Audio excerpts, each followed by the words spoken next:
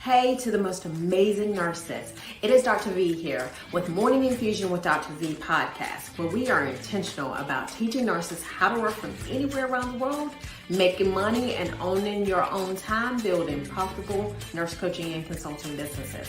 You will hear from amazing guests that have grown their companies and want to share insight into how you can do the same to change the face of healthcare as we know it. If you want to grow your businesses and leverage your knowledge as a nurse to grow wildly successful businesses at the top, instead of working your way to the top, head on over and join our Millionaire Nurse CEO group on Facebook, where you can ask questions and get updates on our live and virtual events to help you grow your businesses.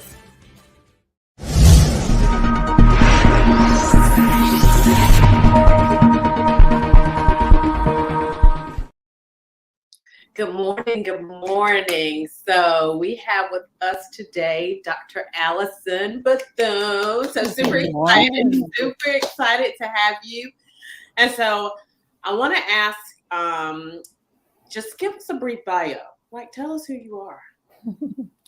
Well, I'm Dr. Allison Bethune. To my family, I'm either Mama, Nana, or just Allison. I've been a nurse for almost 30 years.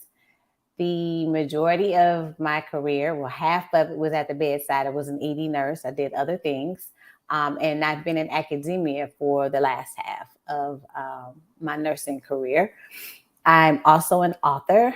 I wrote a book called The Other Side of Adorable, which is my personal journey of trying to parent. Notice I said parent and not raise adult children.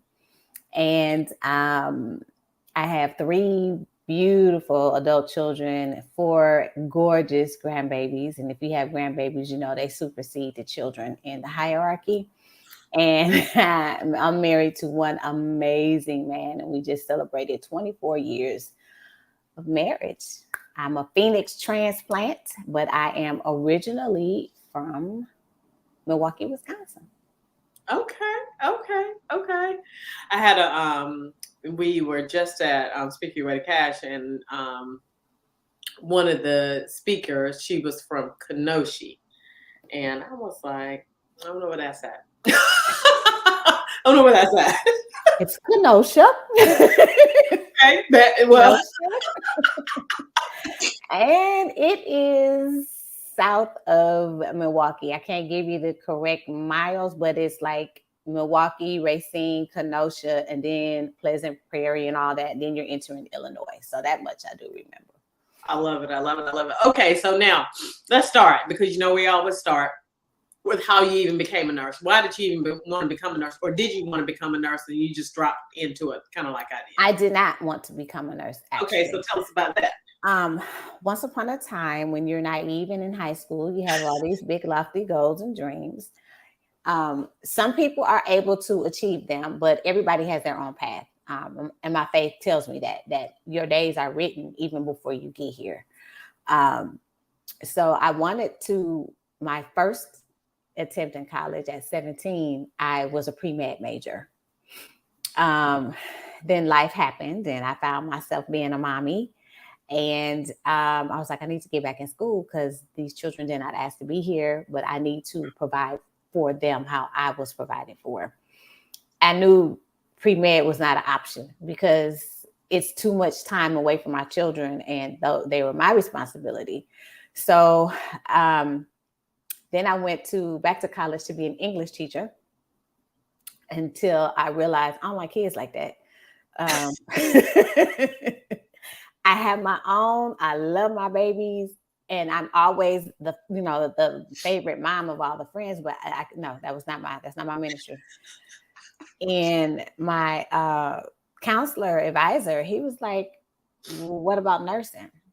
I said, "How long is it gonna take?" And he told me. I said, "Ain't nobody calling me in the middle of the night." He said, "No," and the rest is history. I got to marry both worlds. My vision, my dream, and which is something I tell my children. A dream can be not denied but changed, and you still achieve it what you thought, but it's even better than what you could have imagined. And that's what nursing has been for me, better than what I could imagine.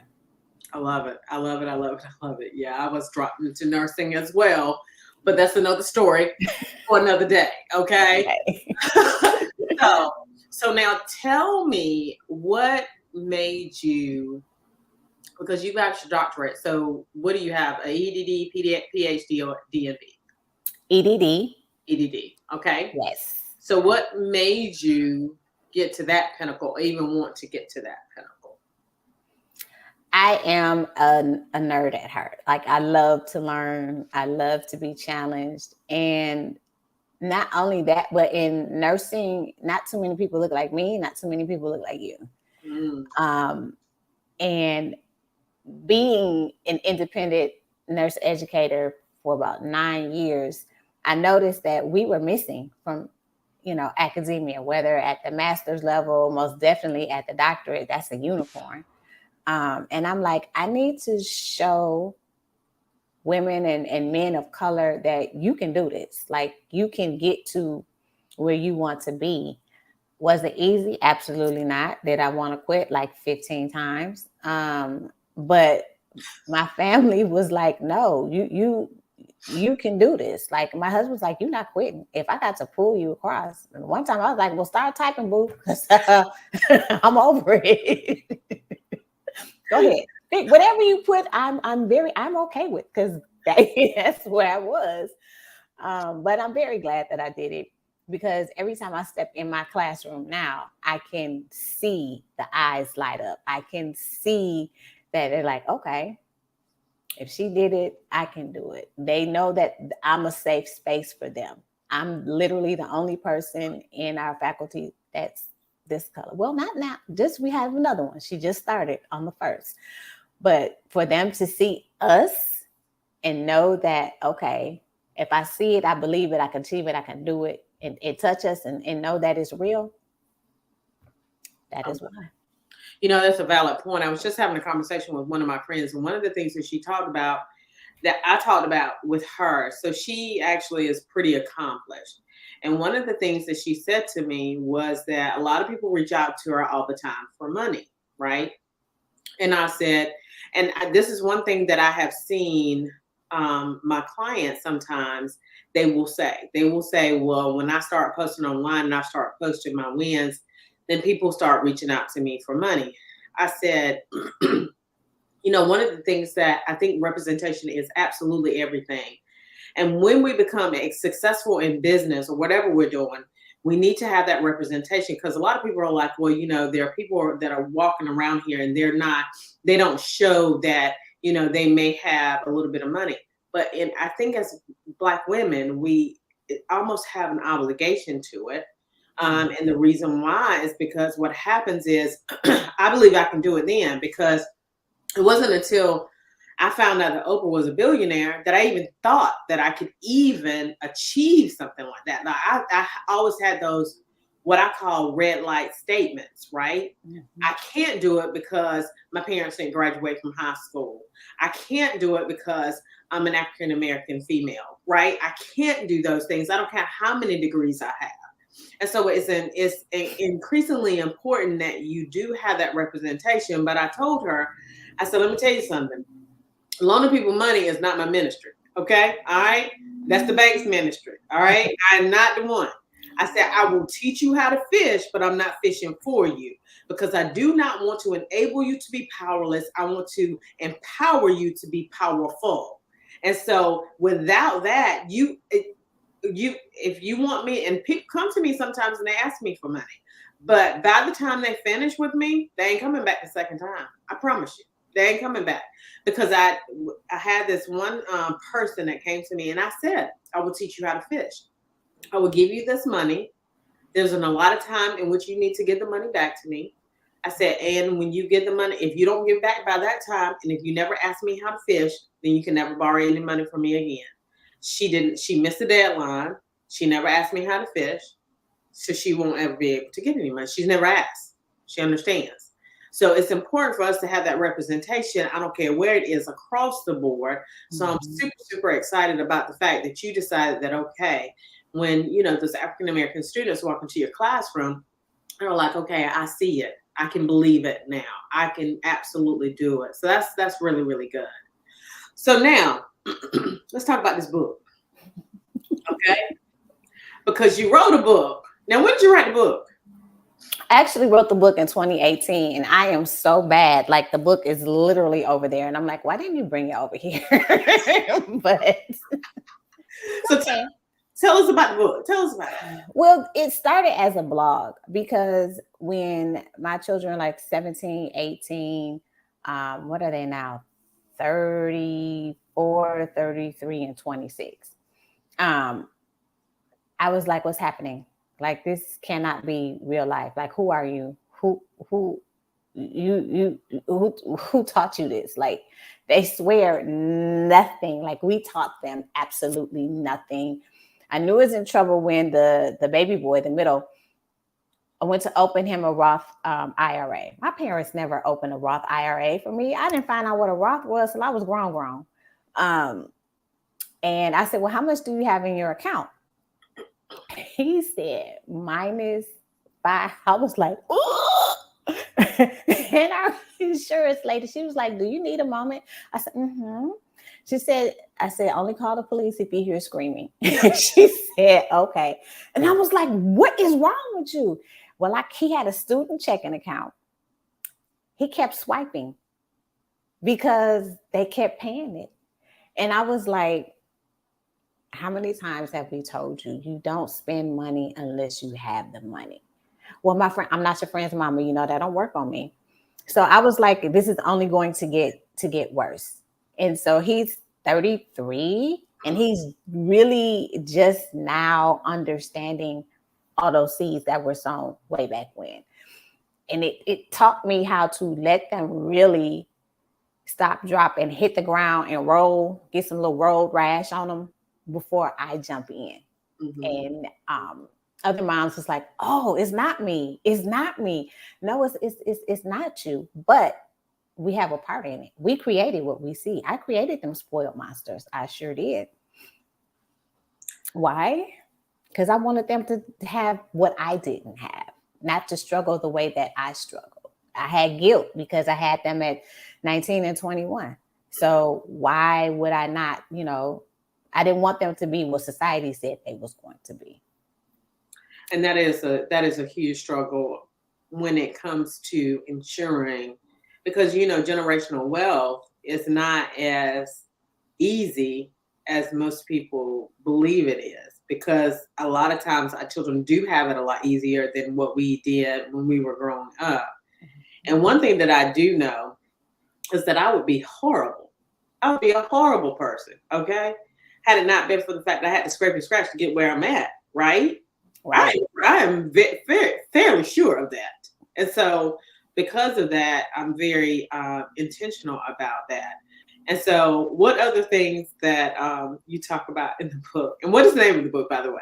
The name of the book is The Other Side of Adorable. And it has a locket on the cover with my babies were small and then them as an adult, because we talk about, oh, they're so adorable. There's a whole nother side to that when they grow up and you don't know nothing and you ain't never been through nothing. And, you can't tell, it was different. And, and I'm just looking at them like, okay, all right. But my altar baby, which is my oldest, because, you have that oldest, that's, if you're the firstborn, you already know, you're the golden child. You have all these hopes and dreams. Baby, when I say that boy took me through, but he was struggling to find out who he is. And, thinking that the things that we had for him was denying him of something when it really was not. It was trying to keep him from the struggles. And we had a conversation, I want to say last Christmas, and he was like, I wanted my mom. I said, I was always there. I said, but if I had been the mom that you wanted me to be, you wouldn't be the man that you are. That's right. And how I knew he got it, he said, Mom, facts. And that's why I love you. Mm-hmm. And I was like, all right, I didn't do such a bad job. But it's hard. It is hard to see them go through the transition because they're seeds. We're putting them in the ground. And as they're growing, that unbudding is so difficult to see. And sometimes you just got to step back. You just got to watch it happen. You can't, because, I've told you, I've explained to you what's good, bad, indifferent. I've helped you. I've tried to help you get through this. I'm now going to step back, and even my child, I mean, neither one of them really, they don't borrow money from me. And that's the reason why I don't rely on other people to borrow money from me. 'Cause I'm like, but children don't even borrow money from me. What are you talking about? Now they will go out to dinner and act like they done forgot their wallet for sure. But other than that, they don't borrow money from me. So it's important for us to be those parents, because there was this one young lady, she passed away, massive heart attack, was a nurse. Okay. Her children, she had taken care of her children's children. Okay. She had also been like one of those people who had given them a lot of money. So not only, this is what people have to understand, not only do they have to deal with the loss of you, they also have to deal with the loss of all those things that they now don't have. And then they have to cope with life and cope with losing you. And, that you are doing them a disservice when you do an overdue for them. So it is definitely not something that we're going to do. So what we're going to do is we're going to go to another commercial break. And then what we're going to do is we're going to talk about your business. Hey to the most amazing nurses. It is Dr. V here with Morning Infusion with Dr. V podcast, where we are intentional about teaching nurses how to work from anywhere around the world, making money and owning your own time, building profitable nurse coaching and consulting businesses. You will hear from amazing guests that have grown their companies and want to share insight into how you can do the same to change the face of healthcare as we know it. If you want to grow your businesses and leverage your knowledge as a nurse to grow wildly successful businesses at the top, instead of working your way to the top, head on over and join our Millionaire Nurse CEO group on Facebook, where you can ask questions and get updates on our live and virtual events to help you grow your businesses.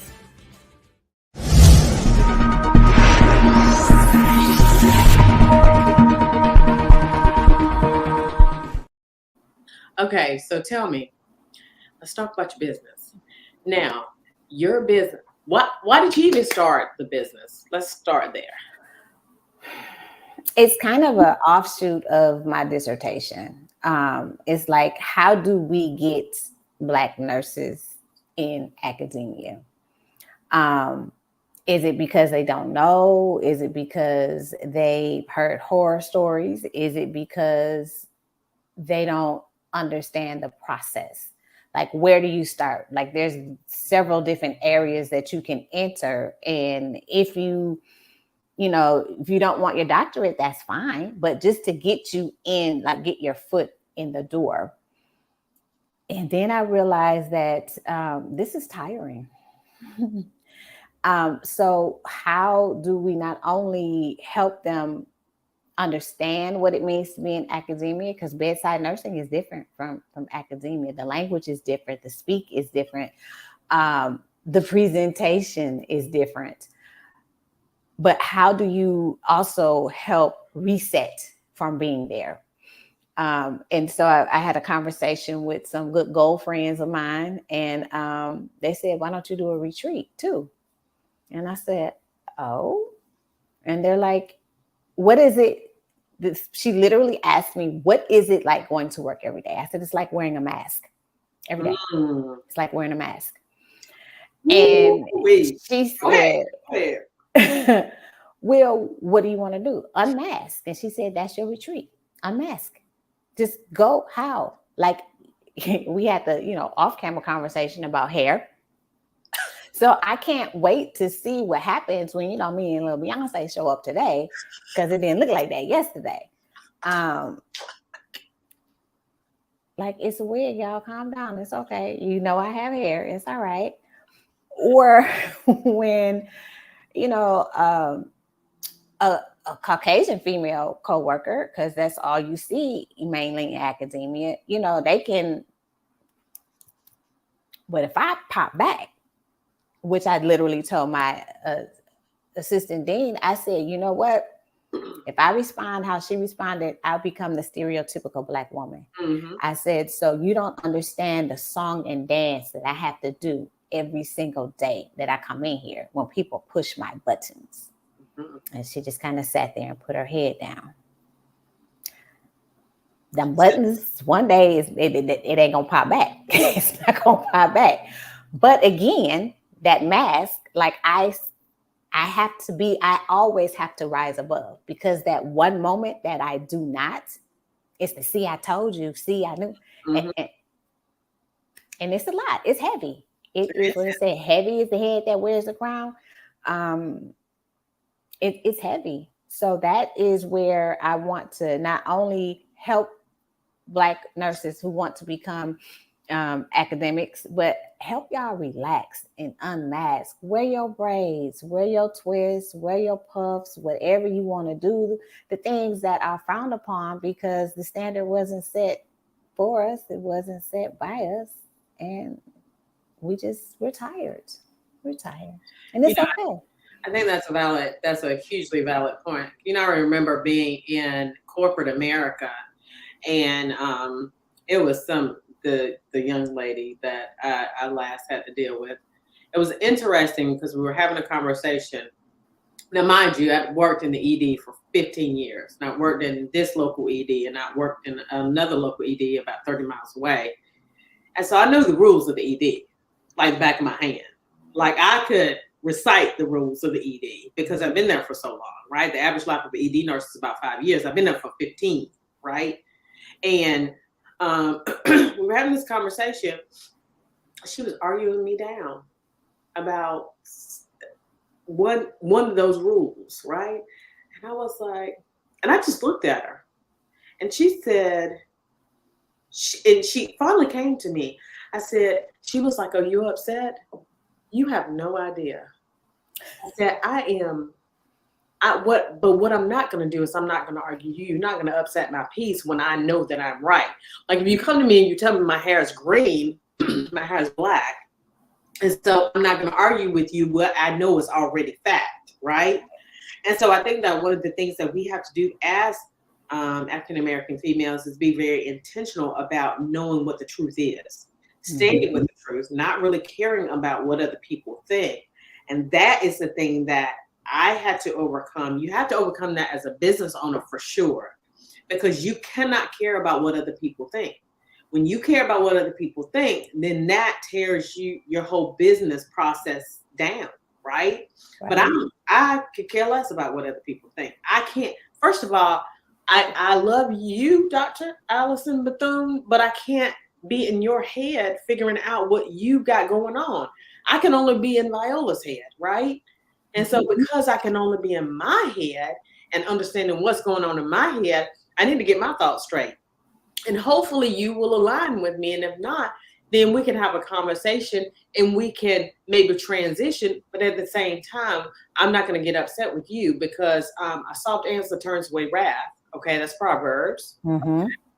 And it's Proverbs 17:28, and I don't forgot what exactly it says, but this is my interpretation, okay? So you think whatever you're going to think. This is the Viola-ism from the Proverbs. It says to shut your mouth, okay, and be thoughtful, and to open your mouth and remove all doubt. Mm-hmm. That's it. That's it right there. So tell me, how long have you been in business?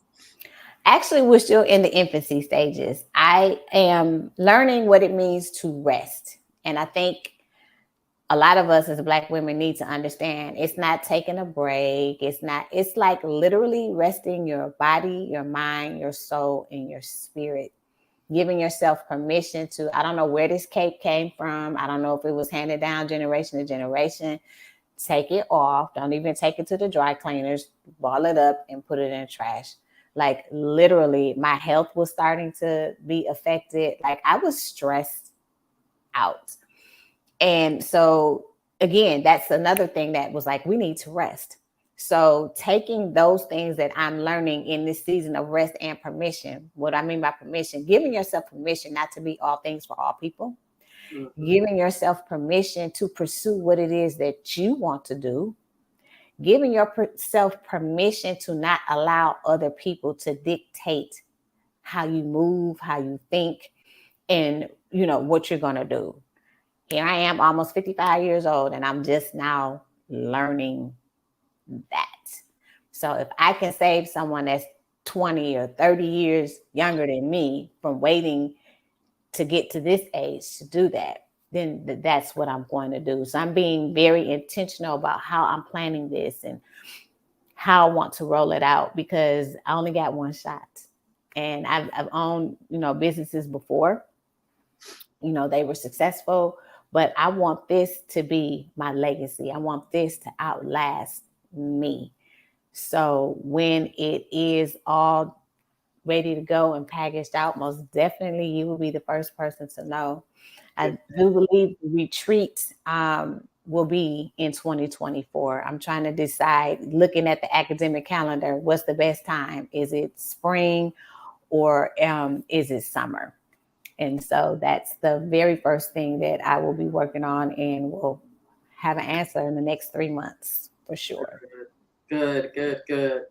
And so how many people are you anticipating coming to the retreat? At least 15 women, 15. I want them to have an experience that they like, literally unmasking. I already have someone in line to help us do that. It's to go through the exercise of how to unmask, and then how to get back in touch with your feelings, to be rejuvenated.